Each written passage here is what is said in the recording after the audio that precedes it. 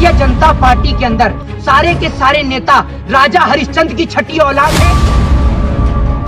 Bharatiya Janata party के किसी भी राज्य के अंदर किसी भी प्रकार का कोई भी घोटाला, किसी भी प्रकार की कोई भी धांधलेबाजी, कोई भी भ्रष्टाचार नहीं होता। क्या भारतीय जनता पार्टी के एक एक नेता गंगा से भी पवित्र जल से धुले हुए हैं?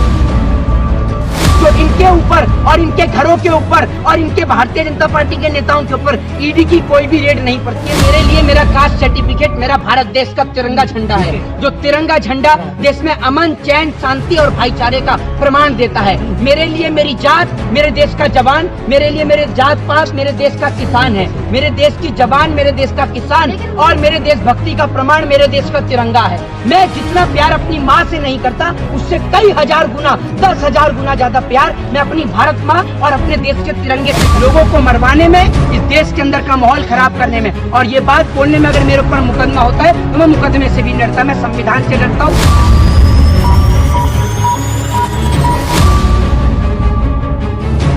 देश का लोकतंत्र बाबा साहब भीमराव अंबेडकर के संविधान से चलता था, चलता है और चलता रहेगा। आपका इस देश के अंदर कोई भी किसी भी तरीके का तानाशाह का स्वेटर आप इस देश में नहीं बुन पाएंगे, क्योंकि तानाशाह का स्वेटर बुनने का प्रयास इस देश के अंदर जिस जिस व्यक्ति ने किया है उसका अंजाम यही हुआ है कि वो या तो भारत देश को छोड़कर चला गया है, चाहे वो इस देश के अंदर अंग्रेज हो जिन्होंने तानाशाह अपनाने की कोशिश करी, भारत देश को गुलाम बनाने की कोशिश करी। तो जिस तरीके से अंग्रेजों ने गुलाम बनाया, लेकिन जिस दिन इस देश की हिंदुस्तान की आवाम जाग गई कि ये हमें और आपको लड़ाने का काम कर रहे हैं, उसी दिन अंग्रेजों को भगा दिया गया था। तो ठीक उसी प्रकार जिस दिन इस हिंदुस्तान की जनता नरेंद्र मोदी जैसे अंग्रेजों को पहचानने का प्रयास कर गई, उस दिन ये देश दोबारा से विजयी बन जाएगा। अरे आप बाबा रामदेव पे सवाल उठा रहे हैं, सस्ते दामों पे वो सामान देते हैं लोगों को। सस्ते दामों पर अगर सवाल देते हैं तो आप मुझे बता दीजिए कि पतंजलि में मिलने वाले प्रोडक्टों के ऊपर क्या जीएसटी नहीं लगेगी? पतंजलि का तो मेक इन इंडिया का प्रोडक्ट है, क्या उस पे जीएसटी नहीं लगेगी? या फिर पतंजलि के दौरान जो आम आदमी जो गेहूं का कट्टा खरीद रहा है या आटे का कट्टा जो खरीद रहा है या दूध खरीद रहा है या मट्ठा खरीद रहा है या फिर इसके अलावा बहुत सारी चीजें जो दवाइयां हैं, इस देश के अंदर दवाइयों का इतना बड़ा स्कैम है कि इस देश के अंदर आज के दौर में 50% से ज्यादा दवाइयां जो हैं वो ऐसी दवाइयां हैं जो दवाइयां शरीर के लिए बेहद नुकसान करती हैं। वो दवाइयां ऐसी हैं उनमें 50% जो है वो फ्रॉड हो रहा है। मतलब वो दवाइयां जो है आप सीधे तौर पर कहें तो वो गलत वैसी दवाइयां हैं, मिलावटी दवाइयां हैं। जो मिलावटी दवाइयां देश के लोगों को बीमार करने का काम कर रही हैं, देश को अपाहिज करने का काम कर रही हैं, लेकिन देश की तमाम सरकारी डिपार्टमेंट सिर्फ विपक्ष पे लगाम कसने का काम कर रहा है और कुछ नहीं कर रहा देश में। और ईडी के लिए एक सवाल ये कहना चाहूंगा, क्योंकि ईडी की रेड जो है वो विपक्ष के नेताओं पे लगातार पड़ रही है, चाहे वो कांग्रेस के हों, चाहे फिर वो सपा के हों, चाहे फिर वो आरजेडी के हों, चाहे तमाम पार्टी के हों। तो ईडी के लिए सिर्फ एक सवाल पर छोड़ के जा रहा हूं। मैं किसी सरकारी संस्थान पे सवाल नहीं खड़ा कर रहा हूं। मैं ये पूछना चाहता हूं कि क्या भारतीय जनता पार्टी के अंदर सारे के सारे नेता राजा हरिश्चंद्र की छठी औलाद है?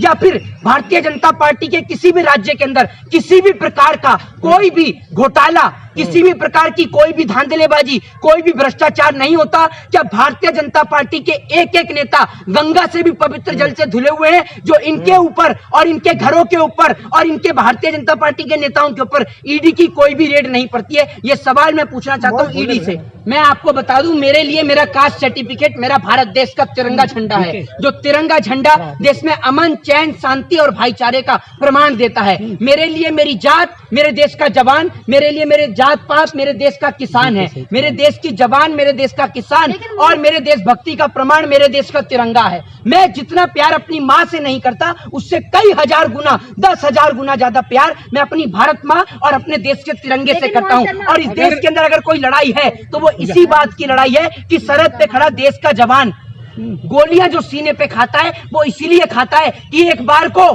मेरा सर झुक जाए, लेकिन मेरे देश का तिरंगा नहीं झुकना चाहिए। अरे करप्शन होगा तो जांच तो होगी ना, ईडी की जांच। वो कह रहे हैं तो मैं आपसे यही पूछना चाहता हूं कि इतने बड़े क्षेत्र के अंदर आपने कहा कि करप्शन होगा तो जांच तो होगी होगी, तो इतने बड़े राज्य में भारतीय जनता पार्टी बैठी हुई है, 300+ का बहुमत लेके बैठी है, तो क्या भारतीय जनता पार्टी का एक भी नेता भ्रष्टाचार नहीं करता? सुन लीजिए, कांग्रेस ने 70 साल लूटा है देश को। मेरे सवाल का मैं आपको लॉजिकली भरा जवाब दूंगा, आपकी तरह नहीं जैसे और भी तमाम लोग हैं, क्योंकि आप जैसे कई पत्रकारों का पेट जो है वो तलवे चाटने से पूरी तरीके से भर चुका है। ठीक है, तो ये जहां बात हो रही है देश की जनता की, तलवे चाटने वाले पत्रकारों की नहीं। तो एक सवाल का मैं आपको जवाब दे दूं, अगर बीजेपी में भ्रष्टाचार नहीं हो रहा तो कल भारतीय जनता पार्टी के एक नेता मंत्री ने इस्तीफा क्यों दिया?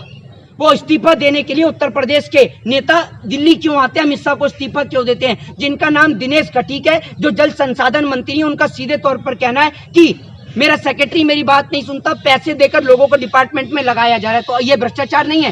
क्या ईडी इसकी जांच नहीं करेगी? नहीं, ईडी तो जांच करेगी सोनिया गांधी की, ईडी जांच करेगी राहुल गांधी की, प्रियंका गांधी की, अखिलेश यादव की, मायावती के, सुद्दीन ओवैसी की, ये तमाम लोग जो विपक्ष की भूमिका अदा कर रहे हैं, इनकी जांच करेगी। लेकिन इनकी जांच नहीं करेगी जो बीजेपी के रहकर अंदर घोटाला कर रहे हैं, क्योंकि अगर बीजेपी के अंदर वालों की जांच करेगी तो ईडी के अफसरों का तबादला होने में सिर्फ 2 मिनट लगते हैं। 2 मिनट, ये ध्यान रखिएगा। और ये काम बीजेपी करने में माहिर है, लोगों को मरवाने में, इस देश के अंदर का माहौल खराब करने में। और ये बात बोलने में अगर मेरे ऊपर मुकदमा होता है तो मैं मुकदमे से भी नहीं डरता, मैं संविधान से डरता हूं, मैं संविधान प्रेमी आदमी हूं। जय हिंद, जय भारत, वंदे मातरम।